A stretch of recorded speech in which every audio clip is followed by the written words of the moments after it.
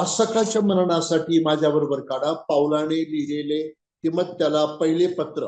पाऊलाने लिहिलेले तिमोथेला पहिले पत्र 6वा अध्याय 20वे वचन. हे तिमोथेया, तुझ्या स्वाधीन केलेली ठेव सांभाळ.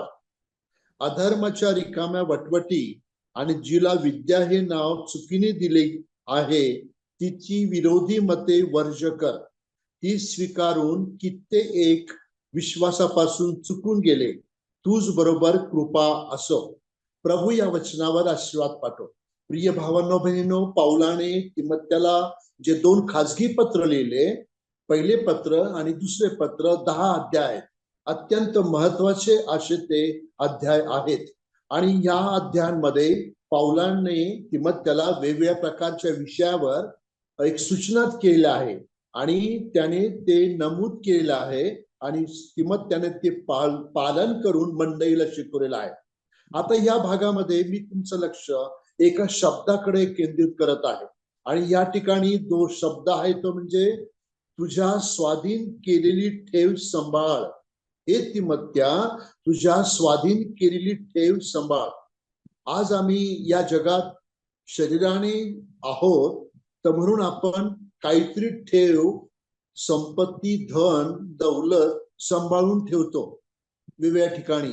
आता ही जगाची प्रभू येशूची येण्याची समय जवळ आला आहे.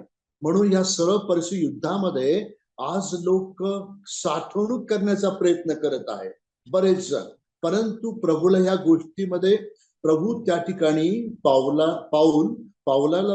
तिमोथेयाला सांगत आहे की तुझ्या स्वाधीन केलेली ठेव सांभाळ. आणि जर तुम्ही 19 वचनाचा दुसरा भाग वाचला, जे खरे जीवन ते मिळवण्यासाठी पुढील काळी चांगला वाटा, चांगला आधार होईल अशी साठवण आपणासाठी करावी. अशी साठवण आपणासाठी करावी. आता ही जगातली साठवण नाहीये, आत्मिक गोष्टीची साठवण आम्हाला करायची आहे. आम्ही जगामध्ये प्रवासी उपदेश आहोत आणि म्हणून आम्हाला स्वर्गीय संपत्तीची साठवणूक करायची आहे. ती ठेव सांभाळायची आहे. मग कोणती ठेव आहे? त्या ठिकाणी पाऊल तिमोथेयाला सांगत आहे. या भागामध्ये जर आपण काळजीपूर्वक वाचलं तर पुष्कळस बोलता येईल, परंतु आपण त्या विषयाकडे न जाता आम्हाला एक वचन पाहावयास मिळतं आणि त्यातील एका वचनाकडे मी तुमचं लक्ष केंद्रित करत आहे. लूका शुभवर्तमान 12वा अध्याय 33 वचनामध्ये असं सांगितलेलं आहे शेवटल्या भागामध्ये की बघा, जे तुमचे आहे ते विकून दानधर्म करा. जीर्ण न होणाऱ्या थैल्या तसे स्वर्गातील अक्षय धन आपणासाठी करून ठेवा. तेथे चोर येत नाही व कसर लागत नाही. जेथे तुमचे धन तेथे तुमचं मन. कसर लागत, जगातील गोष्टीकडे कसर लागली जाते, जगातल्या धनाकडे. परंतु स्वर्गीय धनाकडे त्या ठिकाणी कोणत्याही प्रकारची कसर लागत नाही. अक्षय असं ते धन आहे. मग हे करण्यासाठी आम्हाला काय करावं लागेल? ही ठेव सांभाळण्यासाठी काय करायचं आहे? त्या संदर्भामध्ये 5 गोष्टी आम्हाला ठेव म्हणून सुरक्षित ठेवण्यासाठी करायच्या आहेत. 5 गोष्टी आणि त्या संदर्भामध्ये आपण 5 वचने पाहूया. पहिली जी ठेव आहे, सुरक्षित राहण्यासाठी आम्हाला देवाच्या वचनावर विश्वास ठेवावा लागेल. पहिली गोष्ट, ही ठेव सुरक्षित आहे, देवाच्या वचनावर विश्वास ठेवावा लागेल. म्हणून योहान सुवर्तमान 5वा अध्याय 24वा वचन जे आहे हे फार महत्वाचं वचन आहे. योहान सुवर्तमान 24वा अध्याय आणि 5व्या वचनाकडे मी तुमचं लक्ष केंद्रित करतो. त्या ठिकाणी आम्हाला पाहावयास मिळते की देवाच्या वचनावर विश्वास ठेवल्याने ती ठेव सुरक्षित आहे. बघा ते वचन, योहान 5:24. मी तुम्हाला खचित सांगतो, जो माझे वचन ऐकतो आणि ज्याने मला पाठविले त्याच्या विश्वास ठेवतो त्याला सार्वकालिक जीवन प्राप्त झाले आहे आणि त्याच्यावर न्यायाचा प्रसंग येणार नाही. तो मरणातून जीवनात पार गेला आहे. मी तुम्हाला खचित सांगतो. खचित हा शब्द ज्या ठिकाणी येतो त्या ठिकाणी आम्ही थोडं थांबून त्या वचनावर बारकाईने मनन करायचंय. प्रभू ख्रिस्त 2दा हा जॉईंट शब्द वापरत आहे. म्हणून वचन ऐकणे आणि ज्याने मला पाठविले त्याच्यावर विश्वास ठेवणे. तर त्या ठिकाणी 3 प्रकारचे आशीर्वाद आम्हाला पाहास मिळतात. ही पहिली ठेव आहे, देवाच्या वचनावर आमचा पूर्णपणे विश्वास पाहिजे. आम्हाला विश्वासणारे म्हणतात, म्हणून आपण विश्वास प्रभूच्या वचनावर ठेवला पाहिजे. ही सुरक्षित ठेव स्वर्गामध्ये आमची आहे. आणि म्हणून दुसऱ्या वचनाकडे जर आपण पाहिलं, पहिले योहान 2:14 मध्ये असं सांगितलेलं आहे की शेवटल्या भागामध्ये तरुणांना तो लिहित आहे, कारण तुम्ही सबळ आहात, तुम्हामध्ये देवाचे वचन राहते, त्या दुष्टाला तुम्ही जिंकले आहे. देवाच्या वचनाकडे आम्ही राहिलं पाहिजे, विश्वास ठेवला पाहिजे.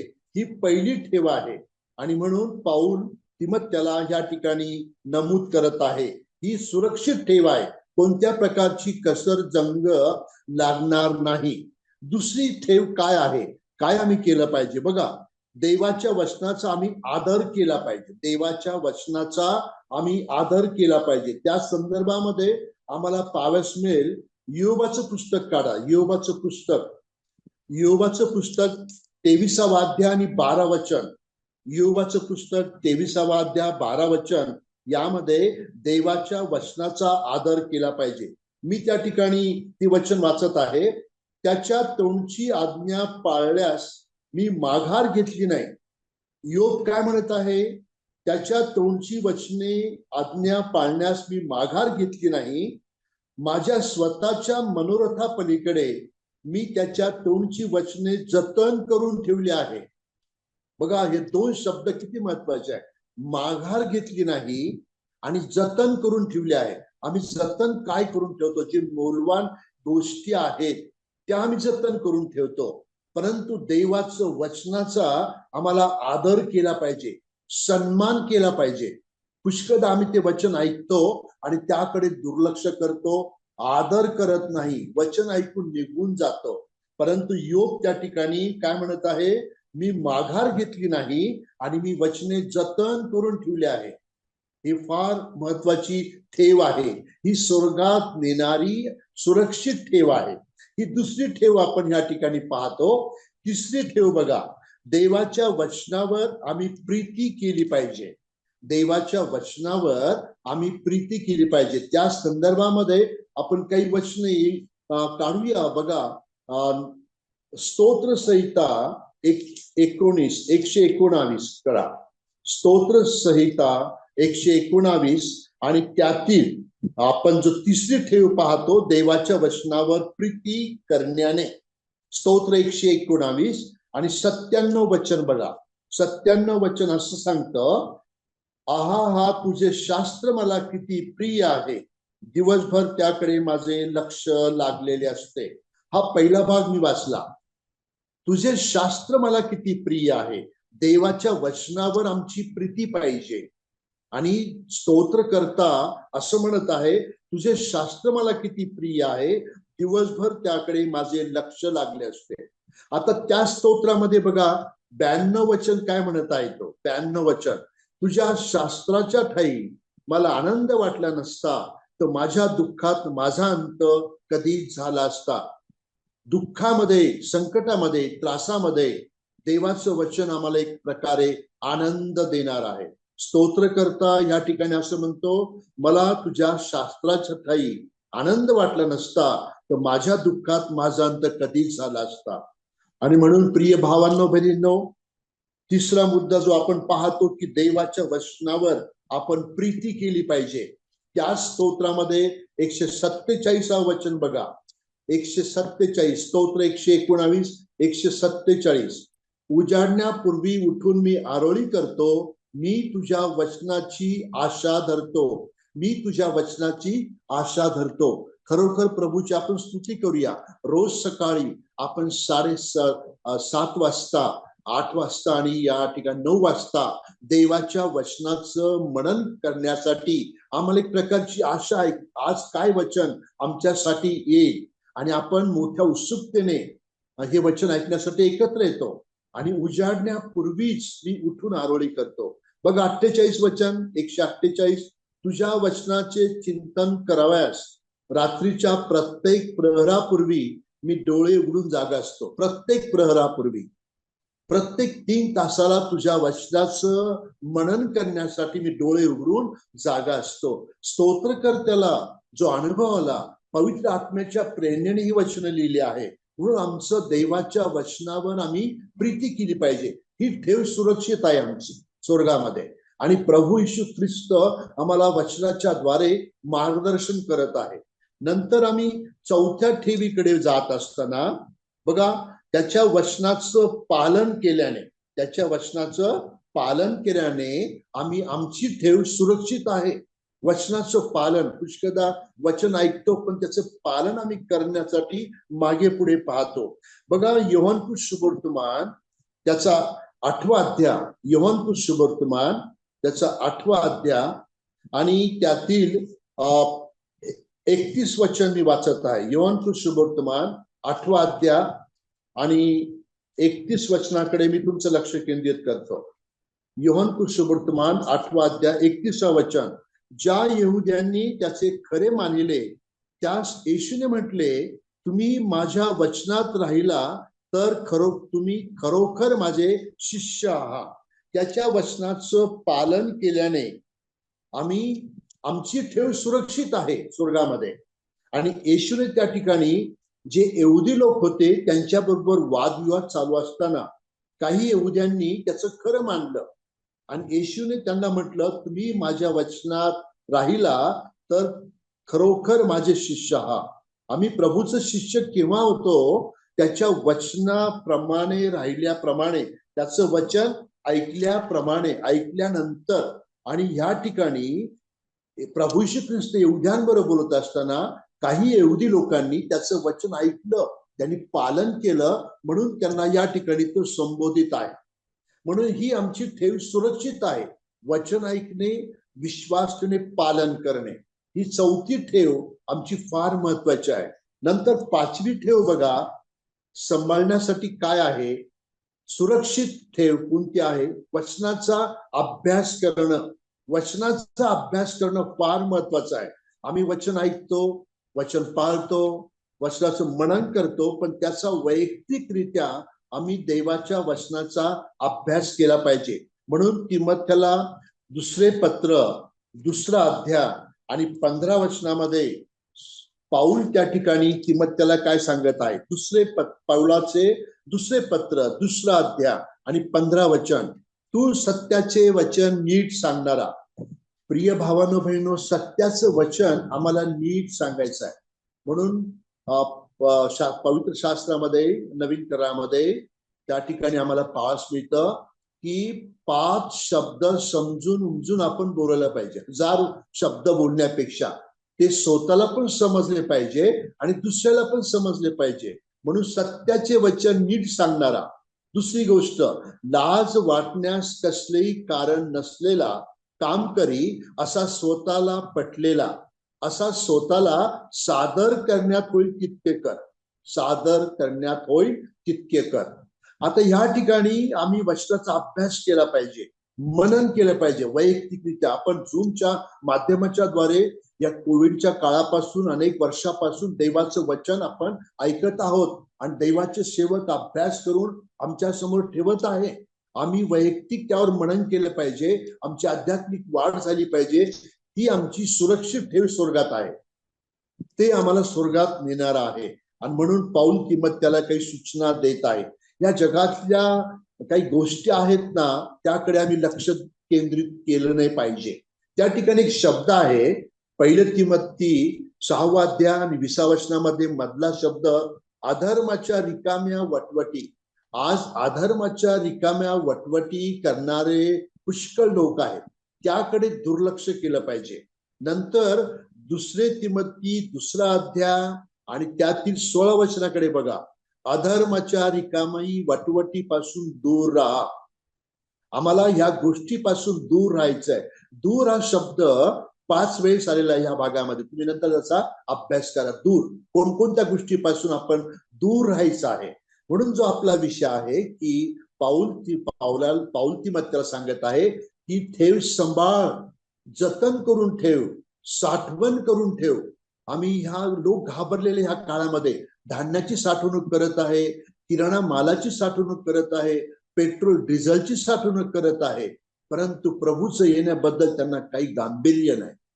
आणि म्हणून या दिवसामध्ये आपण राहत असताना आध्यात्मिक साठवण आम्हाला करायची आहे. आध्यात्मिक साठवण ठेव ही सुरक्षित आहे, त्यामध्ये कोणत्याही प्रकारचं आम्हाला तिथे कसर जंग नाही. आणि त्यामध्येच आणखी एक वचन, 1 तिमोथीच्या 4 अध्याय आणि 13 वचनाकडे बघा. 1 तिमोथी 4 अध्याय 13 वचन. पाऊल तिमोथ्याला खाजगी जीवनक्रम सांगत असताना तो असं म्हणतो, मी येईपर्यंत वाचन, बोध व शिक्षण याकडे लक्ष ठेव. येईपर्यंत आपण ह्या ठिकाणी असं समजूया, प्रभू येशू ख्रिस्त येईपर्यंत आम्ही वाचन, बोध आणि शिक्षण याकडे लक्ष ठेवायचं आहे. फार महत्वाच्या गोष्टी आहेत.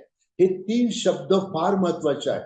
वाचन, बोध आणि शिक्षण याकडे आम्हाला लक्ष ठेवायचं आहे. शेवटला काळ आहे, प्रभूचं येणं जवळ होत आहे, म्हणून या गोष्टीकडे आपण लक्ष दिलं पाहिजे. त्याच भागामध्ये 16 वचन बघा. 1 तिमोथी 4 अध्याय 16 वचन. आपणाकडे व आपल्या शिक्षणाकडे नीट लक्ष ठेव. आपल्याकडे आणि आपल्या शिक्षणाकडे नीट लक्ष ठेव. नंतर दुसऱ्या भागात, त्यातच टिकून राहा, जो शेवटपर्यंत टिकेल तोच तरेल. या वचनाकडे लक्ष केंद्रित करा. हे वचन आम्ही गांभीर्याने घेतलं पाहिजे. टिकून राहा, शेवटपर्यंत टिकेल तोच तरेल. कारण असे केल्याने तू स्वतःचे व तुझे ऐकणाऱ्यांचे तारण करशील. हे वचन पाऊलाने तिमोथ्याला दिलं आणि तिमोथ्याने त्याचे तंतोतंत पालन केलं आणि प्रभूची महान सेवा केली. आणि आज आमच्या समोर हे 10 अध्याय पाहाव्यास मिळतात. आणि म्हणून प्रिय भावानो बहिणो, थोडक्या वेळामध्ये या ठिकाणी जी ठेव आहे ती आम्हाला सांभाळायची आहे. जगातली ठेव काही कामाची नाही. बँक बॅलन्स, प्रॉपर्टी, धन दौलत, चंचल धनावर आम्हाला विश्वास ठेवायचा नाही.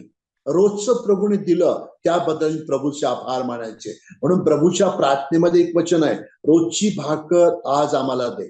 प्रभूने त्यापेक्षा जास्त दिली तर प्रभूला धन्यवाद. परंतु या जगात आम्ही उपरी प्रवासी आहोत.